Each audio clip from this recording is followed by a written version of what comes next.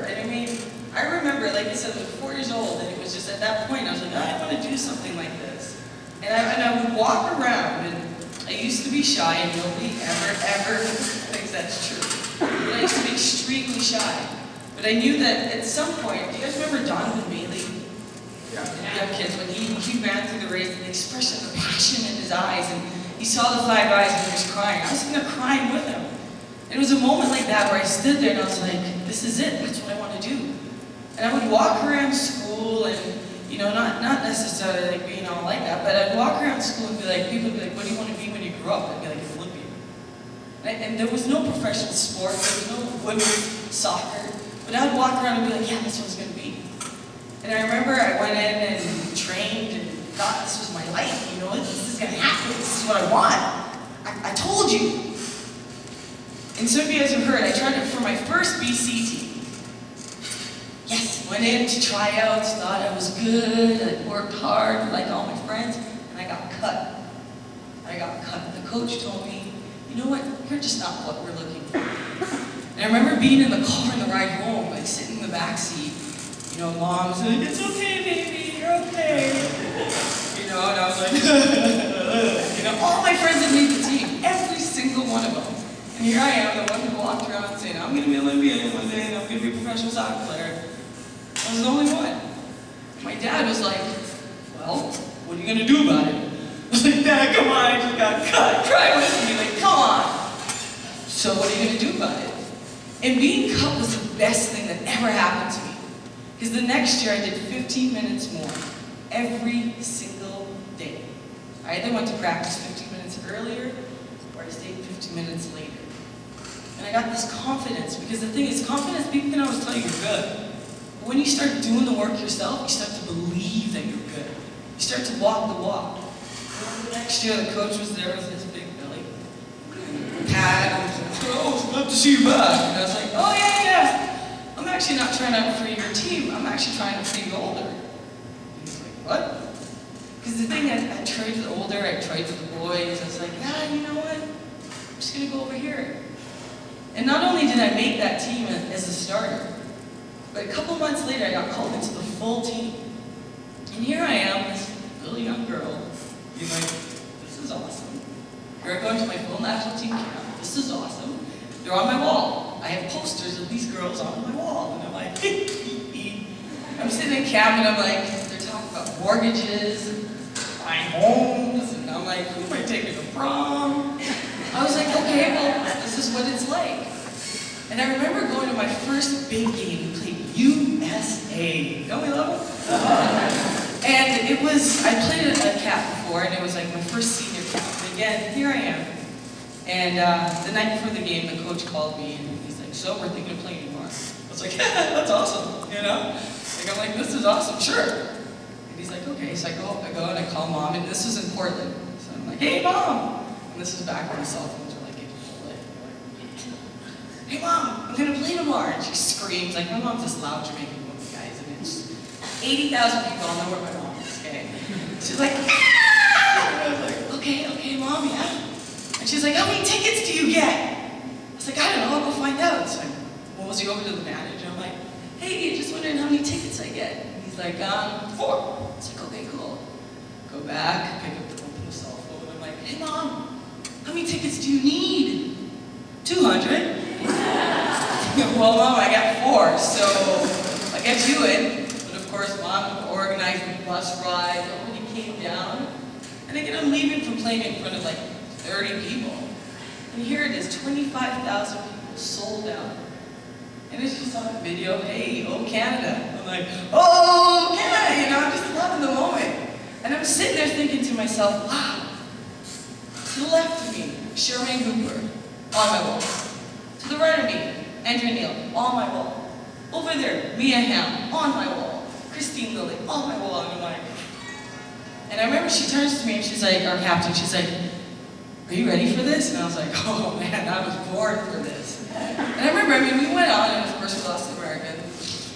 And I remember just after the game, there's the reception. Do you guys know who Mia Hamm is? Okay, the younger kid, she was the one that started this big push for us.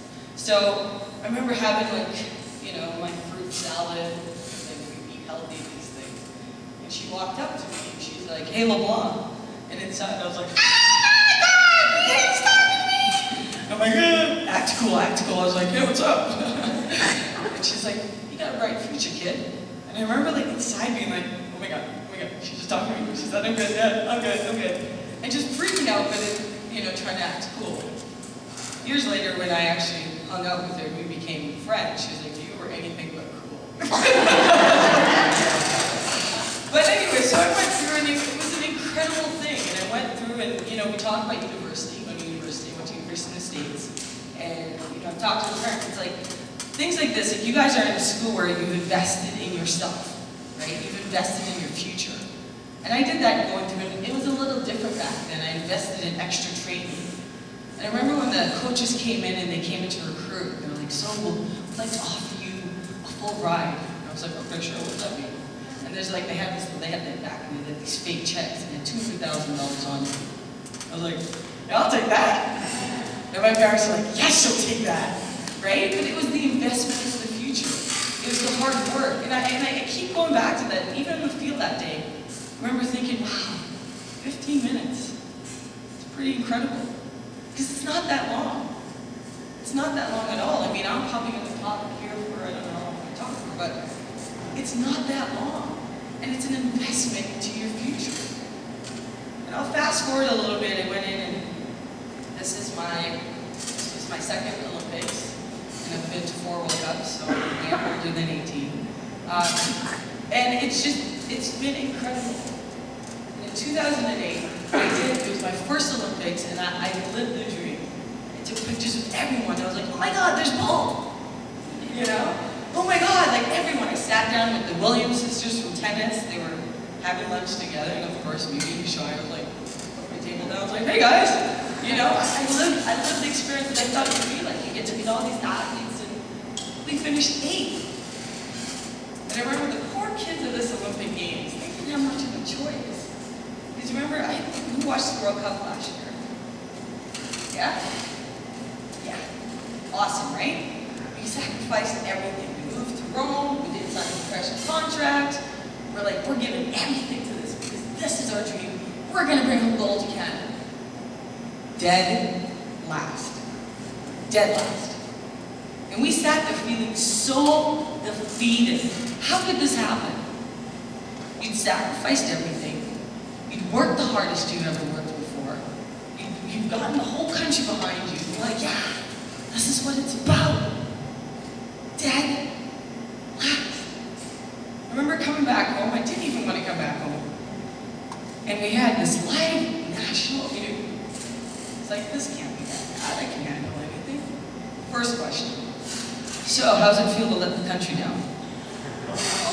"Good morning to you too, sir. Nice to meet you." And the thing is, you're like, what do you know? You don't know what I've given up. You don't know my life. And you're just trying to get a big hit with one question? It's a good question, yeah. What do you know about me? What do you know about our team? And the judgment started, and the media were just brutal. It was just like, what? I was so nice to you last interview. Why were you so nice to me now? And then John came in. He sat down with us, and I remember the first meeting we had, we're all in a big circle.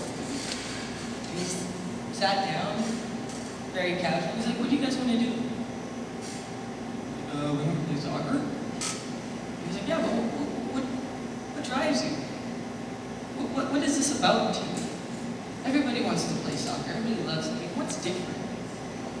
And remember we sat there, and he wouldn't allow us to do the goals of like, "Oh, we want a gold medal," because that's what we've done, and that didn't work there.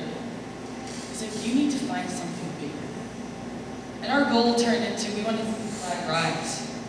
We want to see the flag rise. We want to build a legacy. We want to inspire a nation. That stuff you can reach. The other stuff, everybody else wants. And you just saw the change in our group. It was no longer cutting corners. It was no longer cheating. There was a leadership group that John had, and he called us in April. And we'd all moved here. Again, we didn't sign professional contracts. And he called, there was 4 of us in, and we stood there, and we sat down, and John's a phenomenal speaker. If you ever get to him speak,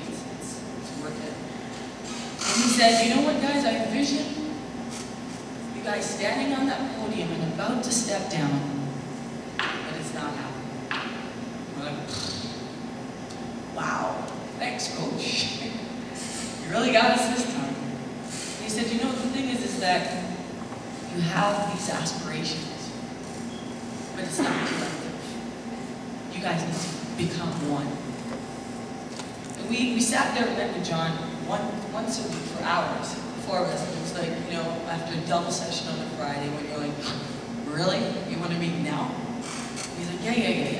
We want to meet now. And he'd sit there and he'd meet with us. And he's like, you think you're a good leader? And I was like, like for me, I always feel that there's room to grow. Never ever going to be the person where I'm like, I know everything. And he's like, look at you. You've been on this for 14 years at this point. You're a great leader. I'm going to take you to a whole different level. And we just sat there and we had these meetings and we're like, okay, John, okay. And then we were like, can we have a team meeting now? Like, no, you're not ready. Like, come on now. No, not ready. 6 weeks later, we had this team meeting. John's like, okay, well, let me know when it is. And we're like, John, actually, you're not invited to this one. And the thing is, the art of a great leader is you empower others. You're okay. He's like, I'm going to teach you to fly. I'm going to let you fly. And we had this meeting. And it was one of the most powerful meetings I've ever been a part of. And there was not one dry eye in that room. And it started with a little video. And we went through the things. We had some images of the World Cup. And we ended with this image of Christine Sinclair. You guys know she right? That'd be awkward. She has her mask on and she's on the field in Germany at the World Cup. And she's just broken. And then Sinky walks up and she's been through a lot. And the thing is, when you play this level, you sacrifice a lot. You miss out on a lot. You miss out on births, deaths, birthdays. You miss out on a lot. But it's part of the sacrifice. And without going into her story, she's like, I don't know if you guys know, her mom has MS and she's had a tough life. She said, that was the first moment in my life I ever wondered if it was worth it. And that meeting, that's how we started it. I have goosebumps right now. Because if you know Christine, she doesn't speak very. She's actually like, she'll lead by example. But that was part of her growing as a leader. And we went on and it was just like a shift. And we walked around and we'd be like, we're going to see our flag rise. We're going to see it rise. We're going to see it rise. We're going to inspire a generation. We're going to do it. There was no cheating, there was no cutting corners.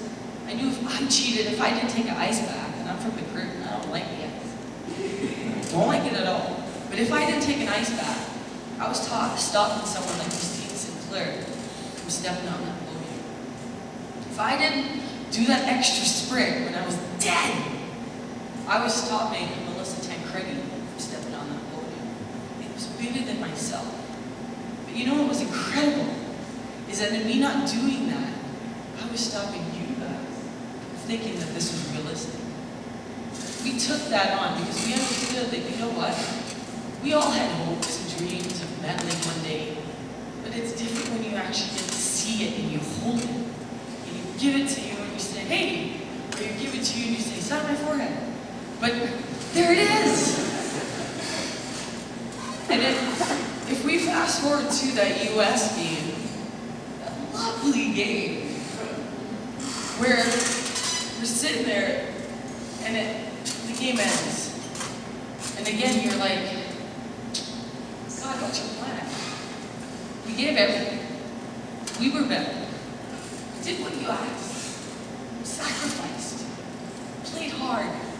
We were the better team today. And still, we've lost. I remember on the bus ride, it was incredible. One thing is that, you play Manchester United, you play at Old Trafford, everything about that game, you walked in the stadium, and you're like, boom, this is it. This is it. It can't be more perfect. Bloody Americans, you're done today. Because you still haven't beat them yet. You sit in the locker room and it's just silent. Everyone's dealing with it in their own way, trying to make sense of how this can happen. And even when I talk about it, I still get emotional because how? We get on the bus, and like I said, everyone's dealing with it differently. We have one player who, she's sitting like this. And I'm like, hey, you okay? Yeah, I'm fine. Where's the referee? Where's the referee? And I'm like, referee's not here. And how weird is it? There's like, we get escorted. Police escorted, but 6 for every, there's our bus, there's the referee, and the U.S. And as the time kept going by, she was like this. Is that the referee? Like, everyone was dealing with it differently. Like, I honestly, guys, don't think if the referee came out, she would let live. Because she was ready to do something, right? And everyone is just starting to be like, how are we gonna, how do you get this? How do you wrap this around your head? And then all of a sudden, our emails start coming through. And there's an email from Wayne Gretzky. Wayne Gretzky, number 99. What? He wants the game? And then Celine Dion. Prime Minister Harper. And then kids, like, just sending little videos of them crying. And adults sending videos of them crying. And we're like, oh my God, you guys. Canada's watching us. They're watching us, and they feel our pain. And I remember John didn't have anything to say to us that night. He just let it be. And the next morning, he called in the leadership group, and he was like, guys, we don't have much time. We gotta let it go. We're like, okay, how do we do that? Please tell us. And he's like, I'm having difficulty myself too, but we have to move forward. And we sat there and he's like, you know what? Go have a team meeting. Go do it. Just you guys. Call the meeting, we're all around in a circle, and it's just like tears, it's anger. It's like, guys, we gotta get our emotions out. And then we're like, you know what, you guys, if a month ago we said we'd be less than 24 hours or 48 hours away from winning a bronze medal, we would have been on top of the world. We got to get back there. And our staff put together this powerful movie, little video. And it started with Prime Minister Harper saying, ladies, just bring it home. You deserve it. And it had little kids. It had parents, and then it had sports, like just little tidbits from Sports Center. And people just like, the newspaper articles, the highlighted words. I'm like, wow. You guys remember what our goal was? This was it. It's right here. We gotta go out and get that. If you guys watched the bronze medal game, we were not getting it. And they were dominating us. And I remember, like, after one crossbar, I'm like, oh my God, I think we might win this game. Because there's no way that ball shouldn't have been in the back of the net. Like, the gods are on our side. And one of our players went down, and we were sitting there, and John's being like, tactics, 4-3-3, and da-da-da. You know, and then all of a sudden, we're like, it's gonna take one moment. One moment. Either we walk out of here with nothing, or we walk out of here with something, and we inspire the nation. We leave a legacy, and we'll see our flag rise. And as you see, it took one moment. And the passion, indeed, when she did this, it was for you guys. Because that was our goal.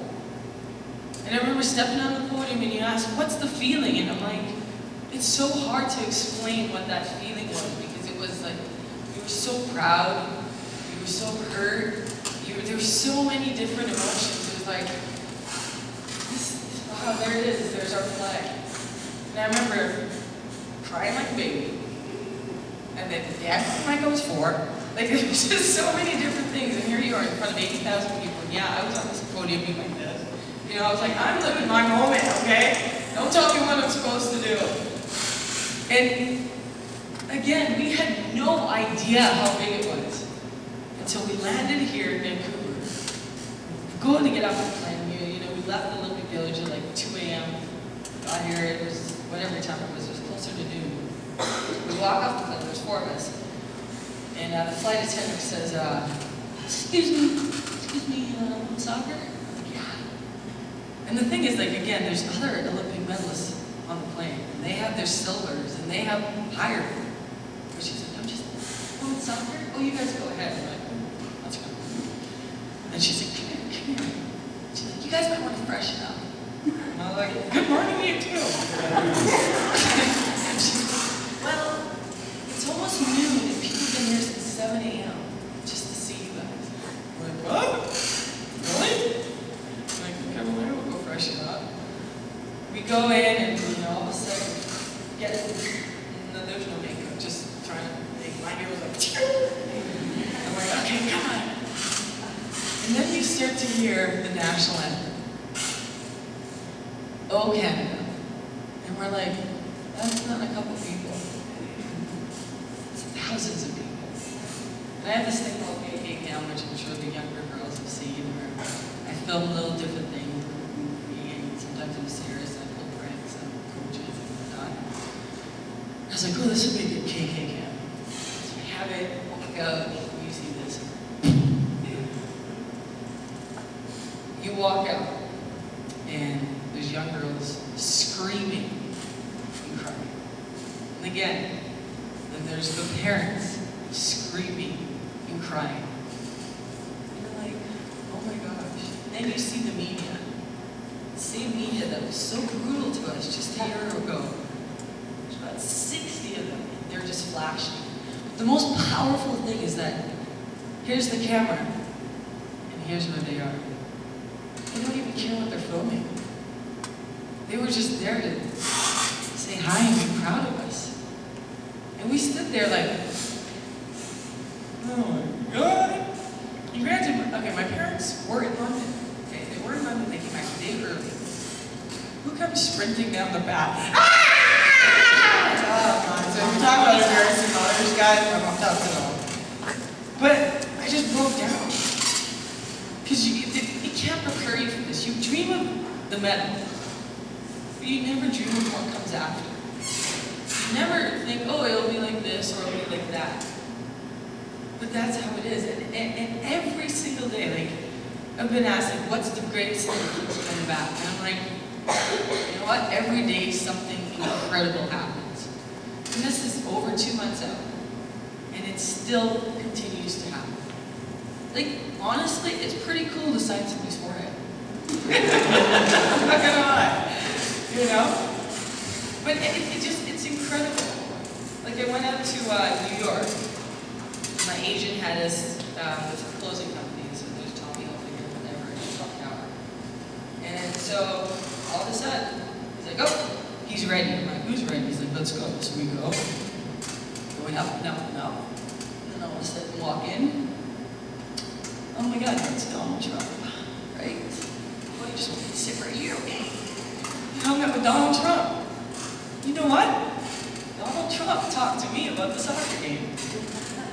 And it wasn't that he was like told before, oh, okay, so player coming in. He was on the phone being Donald Trump. Yeah. Okay, yeah, bye. So who do we have here? Donald Trump's talking to me about the soccer. What? You kidding? All right, Donald. Then you go meet the Prime Minister Harper. He's a cool guy. I didn't think he was that cool before, I'm not gonna lie. But he's a cool guy. He's sitting there talking about how he watched the game with his family and how he's so into it. And then you have like these moments where, like the little kids come up and like, if I'm talking out of school, they're like this. And I'm like, wow, that's pretty cool. Even if they're paying attention or not, they have the right look, right? But it's incredible. And then again, I stay back and then I go back and wrap it around the 15 minutes. The 15 minutes. And I say to the kids, it's not, you don't have to want to be an Olympic, you can be a doctor, teacher, coach. The 15 minutes. Look at that. I could have been like, man, I'm not good enough. He said it. I was told that. Guess that's it. 2004, I had a knee injury. Two 2 surgeons told me I'd never, ever, ever play this level again. I listened to them, I did. The thing is, you gotta believe in your dreams. You gotta be willing to do whatever, ever it takes. Whatever it takes, because it's not easy. And I like saying, how do you like them apples to that low level? Because it's like, boom, now what? But I'm living the dream every single day. I'm living the dream. Whether I'm talking, or I'm coaching, or being a goofy idiot, or like, you are just crazy. It's my dream. I dreamed it. I dared to dream it. People call it stupid. But it was the same people at the qualifiers where you guys saw that. It was the same people on the Friday nights when I was like, I really want to stay